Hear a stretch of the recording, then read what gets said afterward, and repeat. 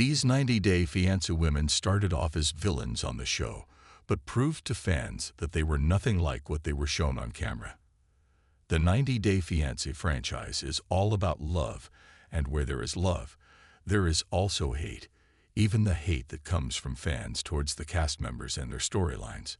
It's easy to pick sides in 90-Day Fiancé couples when they are going through a split or are in the middle of an argument. Most of the time, once a cast member is declared a villain, it becomes a permanent tag. It takes a while for 90-Day Fiancé stars to change their perception in fans' minds.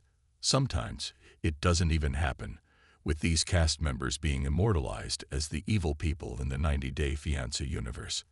However, there have been some cast members who have been able to prove that the way they look on camera is not what they are like in real life. Anfisa Arkhipchenko, 90-Day Fiancé, Happily Ever After. Season 2. Anfisa left the 90-Day Fiancé years ago.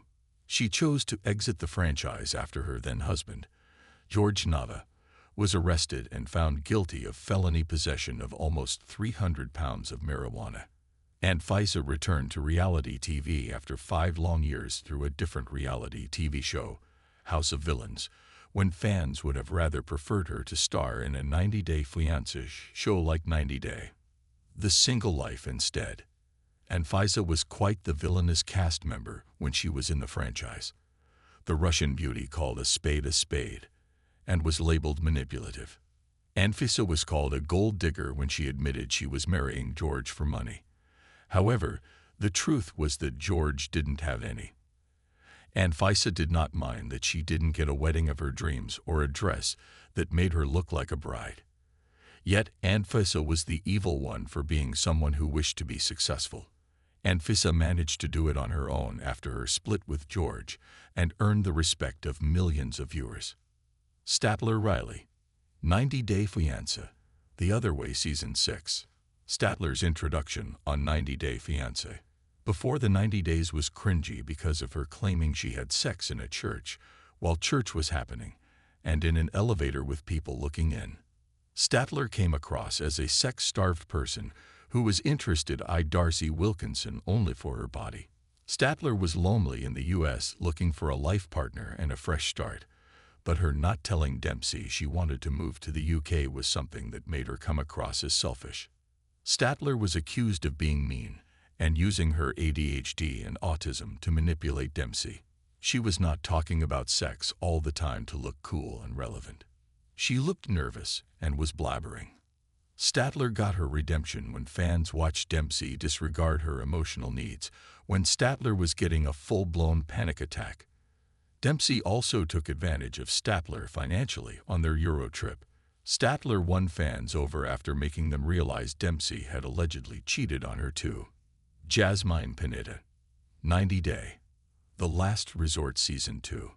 Jasmine is one of the most talked about cast members on 90-Day Fiancé right now. She's even more famous than the likes of Angela Deem and Big Ed Brown. Jasmine came across as a walking red flag on the show as she demanded expensive gifts and fancy apartments from Gino. Jasmine was a single mom, but her kids were nowhere in her house when Gino visited.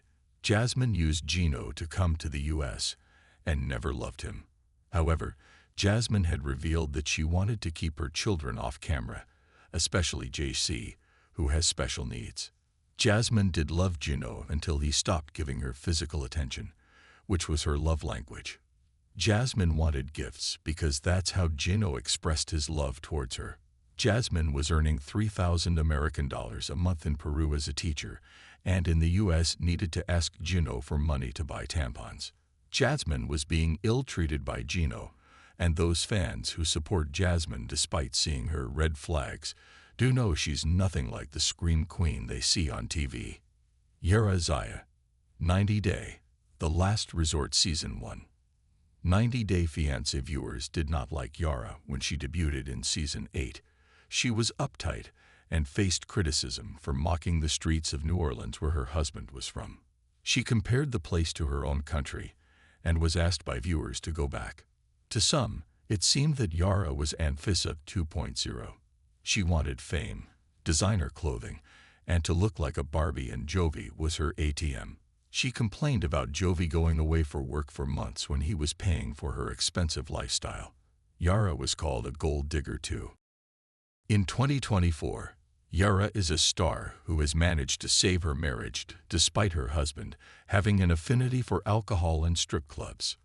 Yara convinced her followers that she makes her own money and gets along perfectly fine with Jovi and his mother, Gwen Amard, who she treated like a nanny on the show. Yara's Instagram is the true definition of her real personality, not the one on the show.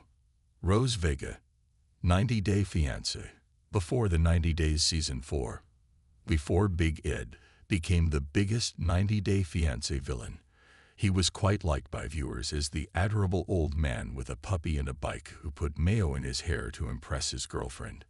Big Ed and Rose's huge age difference was also ignored by those Big Ed fans, who were happy that he had found love after 30 years of being single. However, shortly before Ed left for the Philippines, he also received a message from Rose's sister asking him for money, which left the reality star questioning whether Rose was behind the request. Rose was accused of scamming Big Ed for money. There was a possibility that Rose was using Big Ed to come to the U.S., especially after the show revealed the heartbreaking conditions Rose was living in. However, Rose didn't have to prove her innocence. Big Ed ended up doing it himself. He lied to Rose about his height and his desire to get a vasectomy. He humiliated her by saying she had bad breath and asked her to take an STD test.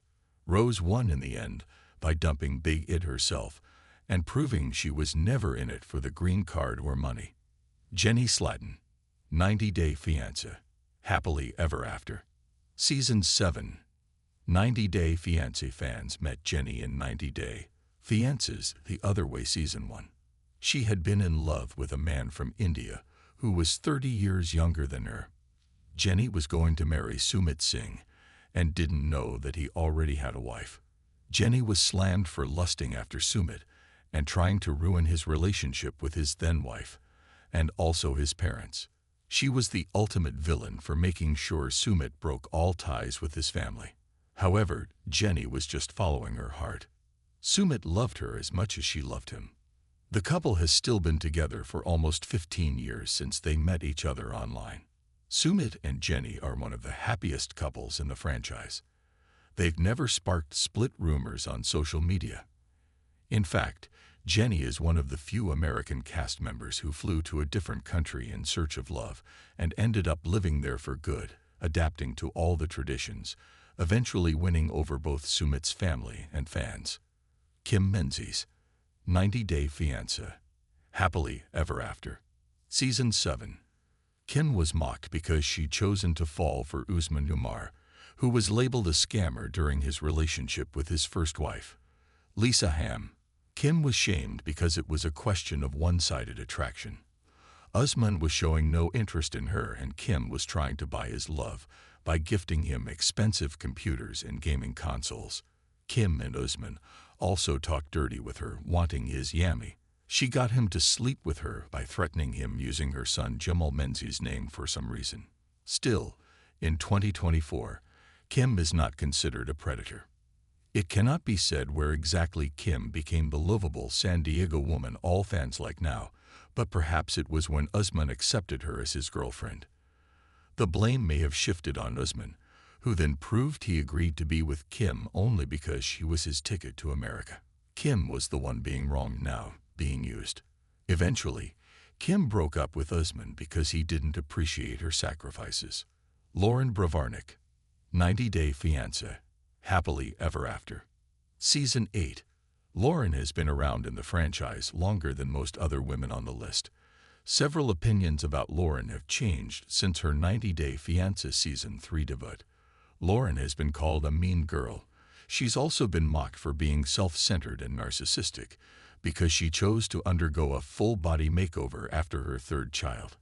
Lauren's social media posts also get hatred for several reasons. Her support of Israel amid the war, while teasing a probable move there and posting pictures of her body on Instagram, got her the most negative comments. However, 90 Day Fiancé fans also rushed to support Lauren when Thais Ramon and Sophie Sierra confronted her at the recent tell-all. The show's fans chose Lauren over the newcomers and applauded her for standing up to their bullying because she had done nothing wrong in wanting to leave the set early so she could go and look after her kids in Florida.